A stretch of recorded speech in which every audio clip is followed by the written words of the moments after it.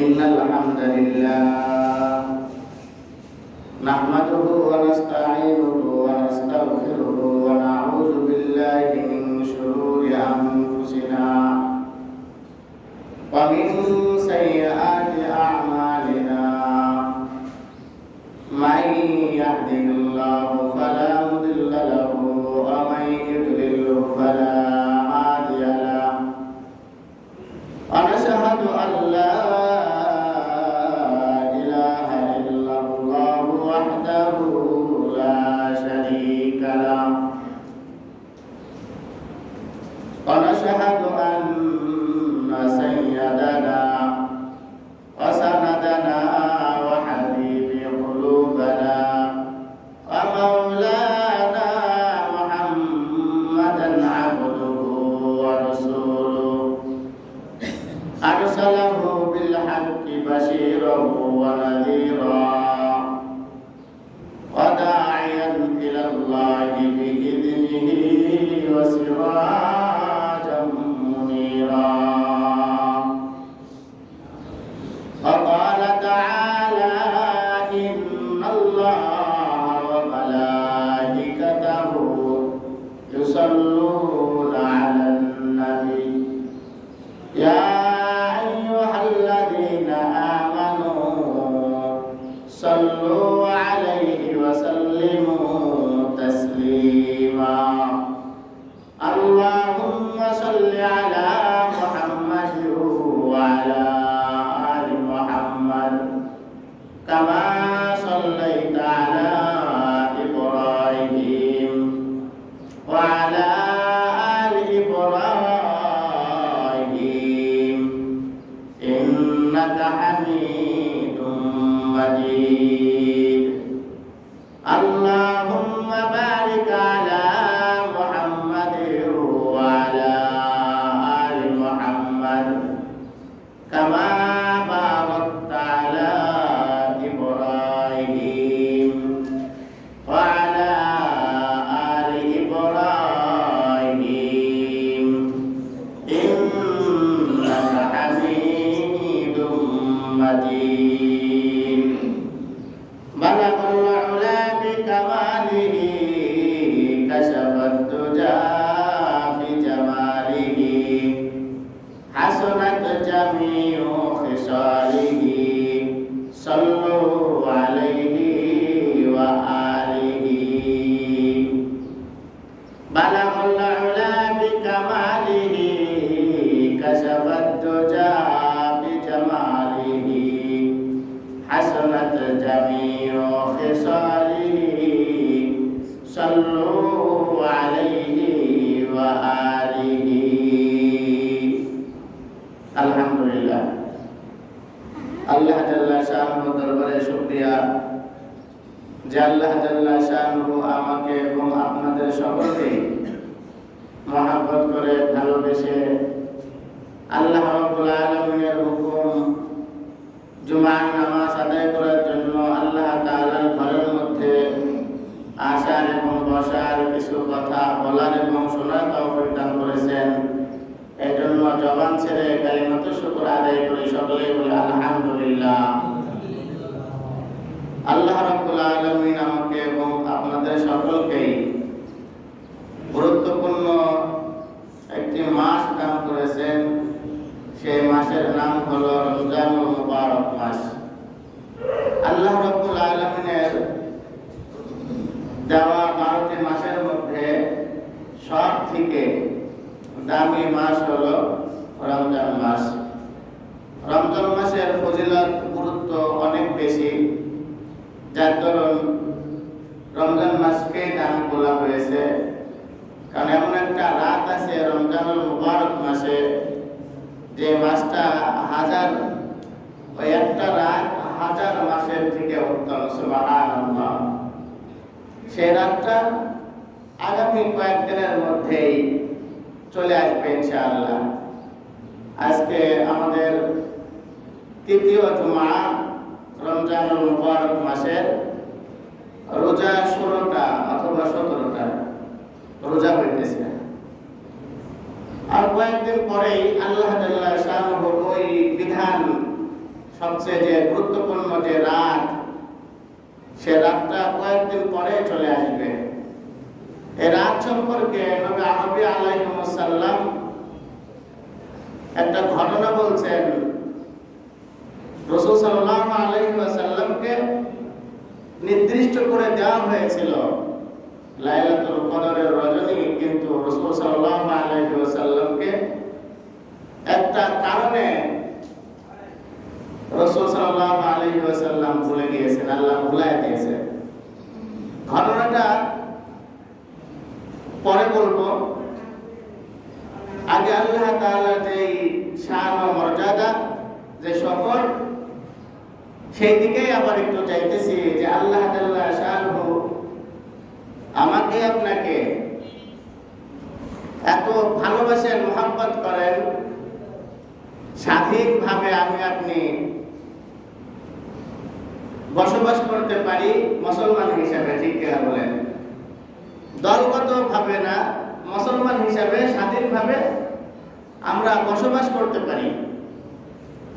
যেমন আমি আপনি নামাজ পড়তেছি, তারাবি নামাজ, যে কোনো নামাজ, এই নামাজের জন্য, নামাজের পরে কোনো মানুষ কি আমাকে আপনাকে এই পর্যন্ত মেরেছে? কেউ কি মেরেছে? আমাদেরকে মেরেছে? কেউ মারে নাই। কেউ কি আমাদেরকে গালি দিয়েছে? কেউ গালি দেয় নাই। কেউ কি দাড়ি রাখার জন্য দাড়ি ধরে টান দিয়েছে? টান দেয় নাই। কেউ কি নামাজ পড়ার জন্য প্রশাসনিকভাবে আমাদের উপরে হামলা করেছে? করে নাই। এটা আল্লাহ তাআলার বড় একটা নিয়ামত। গত সপ্তাহের মধ্যে একটা ভিডিও দেখলাম, ভারতবর্ষের একটা ভিডিও। মুসলমান নামাজ পড়তেছে আর তারা তাদের বাদ্যযন্ত্র নিয়ে যে তারা তাদের কাজ করতেছে। তাহলে তাদের কি অবস্থা? ওপেন মসজিদের মধ্যে ঢুকে, মসজিদের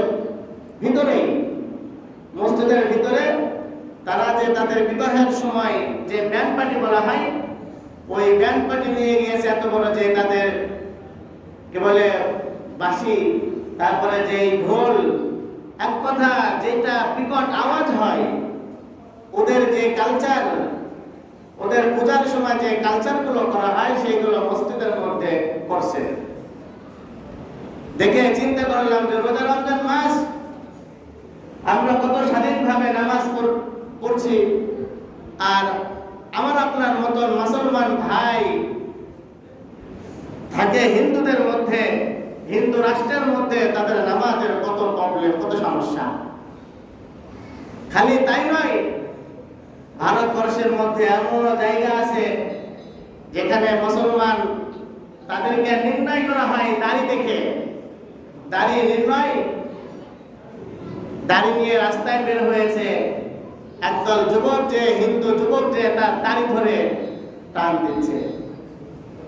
আপনিও চিন্তা করে দেখেন, এই দাড়ি যদি টানা হয় কতটা ব্যথা লাগে, আর এটা যদি উপহাস করে টানা হয়, তাহলে ওই স্বয়ং আল্লাহ তাআলা শানুর আরশে আজিম কেঁপে যায়। কারণ দাড়ি কার সুন্নাত?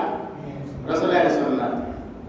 আমাকে আপনাকে কেউ দাড়ি ধরে টান দেয় নাই, এই মোল্লা তুই যে কথা কইছ, তো আজকে তোর কথা বলার জন্য তোকে দাড়ি ধরে টান দিয়েছে। আমাকে 12টা বছরের মধ্যে কেউ দাড়ি ধরে টান দেয় নাই, কেউ দেয় নাই আমাকে। আমার জানা মতে আপনাদের কেউ দেয় নাই। দিয়েছে নাকি? হ্যাঁ, দিতে পারে। যদি পারিবারিক কোনো ঝামেলা হয়, যদি দলগতভাবে কোনো ঝামেলা হয়, যে এটা ভোট ওটার ভোট করতে যাওয়ার কারণে, তখন কি মোল্লার মুন্সি দেখে নাই, তখন নামাজি আর বেনামাজি দেখে নাই, তখন কি দাড়ি ধরে আপনাকে আমাকে পিটানো শুরু করছে। এমনটা হইতে পারে। ঠিক কিনা বলেন? সেটা হলো ব্যক্তিগত কারণে। নামাজের জন্য, ইসলামের জন্য, রোজা রাখার জন্য, নামাজ পড়ার জন্য, ইসলামের মধ্যে থাকার জন্য, মুসলমান হওয়ার জন্য আমাকে আপনাকে এমন কষ্ট ফিল করতে হয় নাই। হয়েছে? হয় নাই। তাহলে আল্লাহ তাআলার কাছে কত শুকর আদায় করা দরকার বলেন আবার। যে কত সুন্দর করে নামাজ পড়তেছি, তেলাওয়াত করা হচ্ছে, এখান থেকে কোনো সারা শব্দ নাই, আমরা একেবারে অনেক সুন্দরভাবে তালাওয়াত শুনতেছি, নামাজ পড়তেছি, কোনো ভয় নাই, কোনো ভীতি নাই, কিচ্ছু নাই। আছে আছে আমাদের ভিতরে কোনো ভয় নাই যে পিছন থেকে আক্রমণ করবে। এইটা তো হলো পাশের দেশের রাষ্ট্রের কথা বললাম, ভারতের কথা। এবার যদি আপনি একটু আরব যেই বিশ্ব বলা হয়, মুসলিম বিশ্ব, আরব বিশ্ব যে বলা হয়, যেমন ফিলিস্তিন, যেমন বলা হয় গাজা, আবার খাওয়ার গাজা মনে করেন না, গাজা তো আমরা খাই মানুষ নাকি, ওই খাওয়ার গাজা নিয়ে এখন আলোচনা না, এখন আলোচনা ফিলিস্তিনিকে তার দেশের ভিতরে নাম গাজা বলা হয়, ওই গাজার কথা বলছি। তাকায় দেখেন ইরাক, তাকায় দেখেন বাহরাইন, তাকায় দেখেন ইয়েমেন, তাকায় দেখেন সোমালিয়া, সুদান, তাকায় দেখেন ইরান। বর্তমান পরিস্থিতি মুসলমান হওয়ার কারণে, একমাত্র মুসলমান হওয়ার কারণে তাদের জানের আর মালের নিরাপত্তা নেই। ফিলিস্তিনের যুবক, ইরাকের যুবক, কোন বাবা ফজরের নামাজ যখন মসজিদে যায়, ওই যুবক যে নামাজটা কমপ্লিট করে মসজিদ থেকে বাসায় যাবে, এই নিশ্চয়তা ওই মুসলমানগুলো দিতে পারে না। পারে ভাই?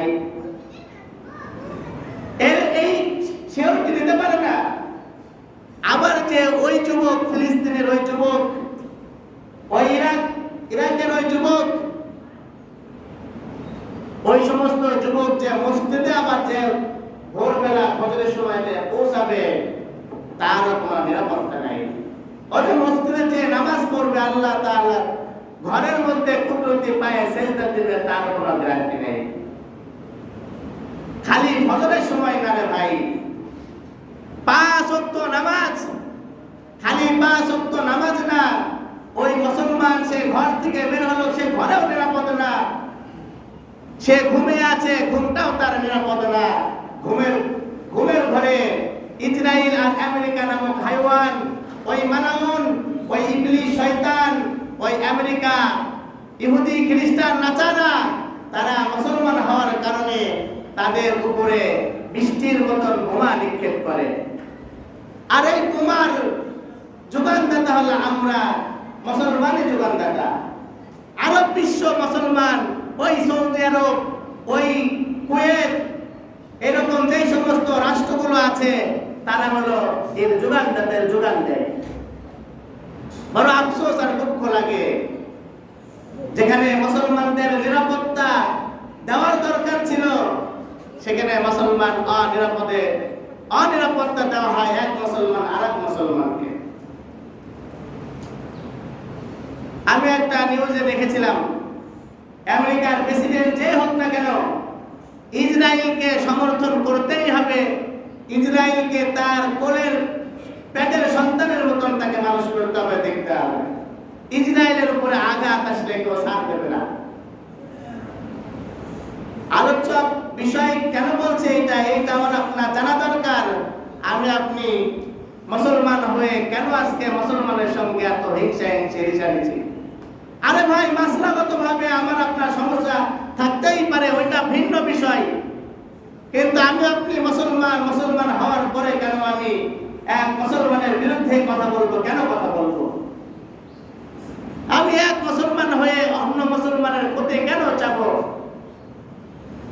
শুকরের দিকে যাইতেছি আবার, যে তাদের নিশ্চয়তা নাই আর আমার আপনার নিশ্চয়তা আছে যে জুমার নামাজ পড়ে যাব, প্রশাসন আমাকে ধরবে না, মারবে না, আমাকে কোনো উগ্রপন্থী হিন্দু আমাকে লাঞ্ছনা গঞ্জনা, এমনকি দাড়ি ধরে টান দেবে না, মারবে না। এতটুকু নিশ্চয়তা 84 কলোনি মসজিদের মুসল্লিদের আছে না? আপনাদের আছে? আছে? যদি থাকে, তাহলে এর শুকর যদি কিয়ামত পর্যন্ত যদি আমাকে আপনাকে হায়াত দেওয়া হয়, আর কিয়ামত পর্যন্ত যদি আপনি এই একটা শুকর যদি আদায় করি, এই একটা শুকরের আদায় শেষ করা সম্ভব না। সম্ভব না। ও মুসলমান, আমার আপনার ঘুম ভাঙানো দরকার, আমার আপনার চিন্তা করা দরকার যে আমাদের কাজটা কি ছিল, আমাদের কি করা দরকার ছিল, আর আমরা কি করতেছি। আজ বাংলাদেশের অনেক জায়গায়, বিশেষ করে চার স্টল, সবাই তো এখন ফতোয়াবাজ। চার দোকানে বিশেষ করে যারা বসে তারা সবাই এর থেকে বেশি ইরানকে আমেরিকা আর ইসরায়েল যে পরিমাণ আঘাত করতেছে, মুসলমান হিসাবে আমাদের আরব বিশ্বকে তাদের পাশে দাঁড়ানো দরকার ছিল কি ছিল না? মুসলমান ভাই হিসাবে দরকার ছিল, কিন্তু তাদের মধ্যে মতভেদ হলো, তারা শিয়া আর তারা সুন্নি। আরে ভাই, বিগত 16 বছরে যখন এই বাংলার জমিনে যখন উলামাদেরকে জেলখানায় নিয়ে গিয়েছে, দেখে নাই কে জামাত আর কে বিএনপি, দেখে নাই কে উলামা একরাম, কে জমিয়াত, এইটা দেখে নাই। দেখেছে হক কথা কে বলে, কোরআনের কথা যে কে বলে, তাদের বিরুদ্ধে কে বলে, তাদেরকে সবাইকে জেলখানায় নিয়ে গেছে। ঠিক কিনা বলে? কারণ কি? তারা এক আল্লাহর কথা বলে, এইটা তাদের ওইটাই দোষ, এই জন্য নিয়ে গিয়েছে জেলখানায়। জেলখানায় যায়, এখানে কারোর বিশ্লেষণ নাই, কারোর চিন্তা নাই কে কোন দলের, এটা তাদের চিন্তা না। এ মুসলমান কিনা, হুজুর কিনা, এ হক কথা কয় কিনা, কোরআনের কথা বলে কিনা, জিহাদের কথা বলে কিনা, এইরকম দেখে দেখে তাদেরকে ধরে ধরে জেলে ঢুকিয়েছে। আর বহির্বিশ্বের রাজনীতি কি? বহির্বিশ্বের রাজনীতি হলো এই যে বহির্বিশ্বের রাজনীতি কে মুসলমান খালি এইটাই দেখে, কে শিয়া আর কে সুন্নি, এইটা ইহুদি জাতিদের দেখার সময় নাই। ইহুদি জাতি কখনো দেখে না কে বুকে হাত বাঁধে, কে হাত ছেড়ে দিয়ে নামাজ পড়ে, কে শিয়া আর কে সুন্নি, এইটা ইহুদি জাতি ওই আমেরিকা আর ইসরায়েলটা দেখে না। এই জন্যই খালি মুসলমানদের উপরে আক্রমণ করে। আরে ভাই, আমি আপনি দুইটা ভাই, এক বাবার সন্তান, আমার আপনার ভিতরে মনোমালিন্য হয়, জমি জায়গা নিয়ে মনোমালিন্য হয়, সাধারণ মনের মতভেদের কারণে মনোমালিন্য হয়, আবার দিন শেষে রাত শেষে আবার কিছুদিন পর ভাই মিলে যায়। আরে ভাই, কে শিয়া কে সুন্নি এইটা দেখার টাইম নাই। সে মুসলমান কিনা সেইটাকে দেখতে হবে, আর অমুসলমানদেরকে দেখতে হবে সে কি। অমুসলমান কখনো মুসলমানের বন্ধু হতে পারে না, কখনো ভাই হতে পারে না। আমার মাস্টার্স পরীক্ষার সময়, আলফিকা পরীক্ষা দেওয়ার সময় একটা হাদিস আসছিল। হাদিসের অর্থটা ছিল, হাদিসটা হলো, যারা আমরা মুসলমানের ভাই, আল মুসলিম ওয়া আখুল মুসলিম, ওখানে ব্যবসার একটা সাইড এসেছিল। সেই সাইডের মধ্যে ওখানে কথা ছিল যে যে এলাকায় বসবাস করে ওই এলাকার হিন্দু, খ্রিস্টান, বৌদ্ধ, নাসারা সবাই মুসলমান ভাই ভাই। আমি ওখানে ডাইরেক্ট কেটে দিয়ে ওই উত্তরটা আমি এইভাবে লিখেছি যে কথাটা ভুল। যে যেখানে থাকুক না কেন পৃথিবীর আনাচে কানাচে আল্লাহ রাসূল বলেছেন, আল মুসলিমু আখুল মুসলিম, মুসলমান মুসলমানের ভাই। কোন হিন্দু, কোন খ্রিস্টান, কোন বৌদ্ধ, কোন নাসারা যার মধ্যে ঈমান নাই, সে কখনো মুসলমানের বন্ধু হইতে পারে না। ঠিক কিনা বলেন? যেটা আল্লাহ রাসূল বলেছেন। আল্লাহ রাসূলের থেকে এত দরদি আর কেউ নাই, আর এত মহব্বত ওয়ালা মানুষও কেউ নাই। অতএব তার কথার উপরে কারোর কথা নেওয়া যাবে না। ঠিক তেমনি যে আমাদের মধ্যে শিয়া আর সুন্নি, আবার একদল রাজনীতিবিদ কয় এইটা হলো তাদের দেশের রাজনীতি। আরে ভাই, রাজনীতি কিসের? রাজনীতি তো কোরআনই তো বড় রাজনীতি। আমি ইসলামের কথা বলবো, কোরআনের কথা বলবো, হক কথা বলবো, এর ভিতরে আবার রাজনীতি কেন ঢুকবে? রাজনীতি তো ওইটাই মুসলমানদেরকে ধ্বংস করার পরিকল্পনা তাদের, আর আমরা মুসলমান মার খাবো, এইটাই তো তার রাজনীতি, তাদের রাজনীতি। তাহলে আমাদের কি করা উচিত এখন? আমাদের মুসলমানদের ভাইয়ের ওই আরব বিশ্বের, বিশেষ করে সৌদি আরবের যুবরাজ প্রিন্সের কি দরকার, সালমানের কি দরকার, তাদের কি দরকার? ওই আমেরিকার দাসত্ব করার থেকে ও গলায় দড়ি নিয়ে মরে যাওয়া প্রিন্সের দরকার, এইটাই সবচেয়ে উত্তম কাজ, ভালো কাজ। ও কি রসুলের হাদিস জানে নাই? রসুলের কি কথা শোনে নাই? কোরআনের কথা কি বলে নাই? ও কি কোরআন কি পড়ে নাই? কোরআনের মধ্যে কি আল্লাহ সুবহানাহু ওয়া তাআলা মক্কা মদিনার দায়িত্ব কি নেন নাই? এখনো লেখা আছে হুদুদে হারামের মধ্যে, হে কাফের মুনাফিক, হে মুশরিক, হে ঈমানদার বিহীন, কেউ তোরা আমার এই মক্কার ক্লাবের মধ্যে ঢুকতে পারবি না, একটা জায়গায় দেওয়া আছে। তাহলে তোর কেন মিসাইল লাগবে? তোর কেন ড্রোন লাগবে? তোর কেন মক্কাকে নিরাপত্তা দেওয়ার জন্য কেন ওই আমেরিকার গোলামি করা লাগবে, পাঁচ হাজার লাগবে? তোর কেন করা লাগবে এটা? তুই কি কোরআনকে বিশ্বাস করিস না? তুই কি রসুলের ভবিষ্যৎ হাদিসকে বিশ্বাস করিস না? ওমরে ফারুক রাদিয়াল্লাহু তাআলা আনহুর জামানার ঘটনা। মদিনায় যখন একটা ভূমিকম্প হয়েছিল, নড়া দিয়েছিল, যখন নড়া দিয়েছিল তখন ওমরে ফারুক রাদিয়াল্লাহু তাআলা আনহু একটা খেজুর গাছের ডাল ভেঙে জমিনের উপরে এত জোরে একটা আঘাত করেছে, করে বলেছে, এই জমি, এই মাটি, তোর কলিজাটা কত বড়, তুই নড়া দিস? তোর কোলের মধ্যে, তোর পেটের মধ্যে শোয়ায় রাখা হয়েছে আকে নামদার তাজদারে মদিনা মুহাম্মদুর রাসূলুল্লাহ সাল্লাল্লাহু আলাইহি ওয়াসাল্লামকে ঘুমিয়ে আছে, তার ঘুম ভাঙায় দিস। একটা বাড়ি দেওয়ার পরে আজও পর্যন্ত মদিনার মধ্যে কোনো ভূমিকম্প হয় নাই। কোনদিন ভূমিকম্পে কাঁপে নাই, মাটি কাঁপে নাই, কাঁপবেও না কিয়ামত পর্যন্ত। কেন? ওখানে রাসূল শুয়ে আছে। এতটুকু বিশ্বাস কি যুবরাজের নাই? যেখানে রাসূল শুয়ে আছে সেখানে রাসূলের ঘরের মধ্যে মিসাইল আসি পড়বে, কাবা ঘরে মিসাইল আসি পড়বে। ওই সূরা ফিল কি ওই যুবরাজ সালমানকে পড়ে নাই? যে কাবা ঘর রাসূল আসার পূর্বেই, যে কাবা ঘরকে আব্রাহাম লিঙ্কন যখন তার হস্তি বাহিনীকে দিয়ে যখন ধ্বংস করতে এসেছিল, ওই আব্রাহাম লিঙ্কনের হস্তি বাহিনীকে আবাবিল ছোট্ট পাখি দ্বারা, ছোট ছোট 3 টুকরা কংক্রিট পাথর দ্বারা ধ্বংস করেছিল। এইটা কি যুবরাজ কি দেখে নাই? তাহলে যুবরাজের কেন দরকার মিসাইল? কেন দরকার যুবরাজের ওই বিধর্মীদের পা চাটা? রাসূল সাল্লাল্লাহু আলাইহি ওয়াসাল্লাম বুখারী শরীফের মধ্যে বলেছেন, রাসূল নিজের চোখে দেখতে পাচ্ছিলেন, ঘটনা বর্ণনা করেছেন, কিয়ামতের পূর্বে ইয়াজুজ মাজুজ আসার আগে অথবা পরে, কিয়ামতের একেবারে নিকটে ওই কাবা ঘরের জন্য, যে নিরাপত্তা দেওয়ার জন্য ওই বিদেশীদের পা চাটে ওই কাবা ঘর, ছোট্ট একটা মানুষ হাফসি একেবারে কালো কুচ্ছি, সে তার কাবা ঘরে দেওয়াল ভেঙে ইটগুলো আলাদা আলাদা করে নিয়ে চলে যাবে। তখন সালমান তুই কোথায় থাকবি? বেঈমান মুনাফিক কোথাকার, তোর এত কিসের চিন্তা কাবা ঘর নিয়ে? যে কাবা ঘর যে বানিয়েছে সেই কাবা ঘরের দায়িত্ব ওই রব্বে কারিমই তো নিয়েছে।